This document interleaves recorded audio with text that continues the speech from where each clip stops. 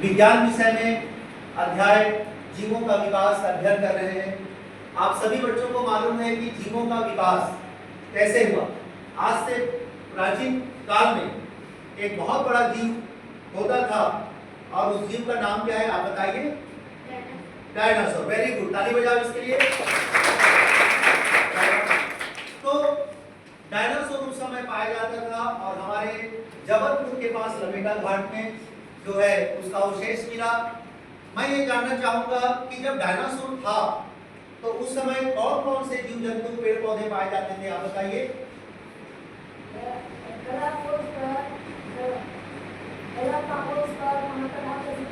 Very good. हाँ, पक्षी, हाँ हाँ, कछुआ। वेरी गुड, ताली बजाओ। तो गालापागोस द्वीप समूह पर 5 प्रकार के जीव पाए जाते थे उस समय। कैक्टस, मोहेटा जैसा जीव, फिंच, हंस नामक है ना, कुकी नामक पक्षी, ऐसा 5 प्रकार के जीव जंतु हुआ करते थे। तो जीवों की विविधता के बारे में डार्विन ने अध्ययन करना चालू किया। तो आप बताइए डार्विन ने कैसे यात्रा किया, किसमें यात्रा किया?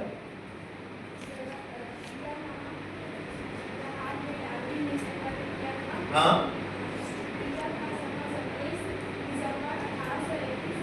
वेरी गुड, खत्म हुआ। Very good. तो 27 दिसंबर 1831 से प्रारंभ हुआ और यह 2 अक्टूबर 1836 में खत्म हुआ। अलग अलग समुद्री पानी, अलग अलग जीवों का उन्होंने अवलोकन किया, है ना। मैं ये जानना चाहूंगा कि हम इसी पाठ में पढ़ते हैं प्राकृतिक और कृत्रिम चयन। तो क्या होता है आप बताइए? प्राकृतिक और कृत्रिम चयन। प्राकृतिक चयन जो प्रकृति से प्राप्त होता है उसमें जीवों की उत्पत्ति अधिकांश होती है और कृत्रिम चयन जो मनुष्य द्वारा बनाया जाता है इसमें जीवों की उत्पत्ति होती है। बहुत बढ़िया। आप बताइए दुमेश्वरी कि जीवों के विकास के कौन कौन से सिद्धांत हैं आप बताइए? पहला, जीवों में विविधता पाई जाती है। Very good. दूसरा विश्व में उपस्थित प्रजातियों की रचना।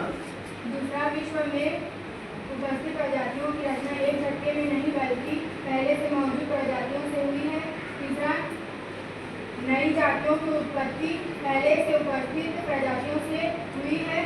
चौथा, जीवों की उत्पत्ति एक समान पूर्वज से हुई। Very good.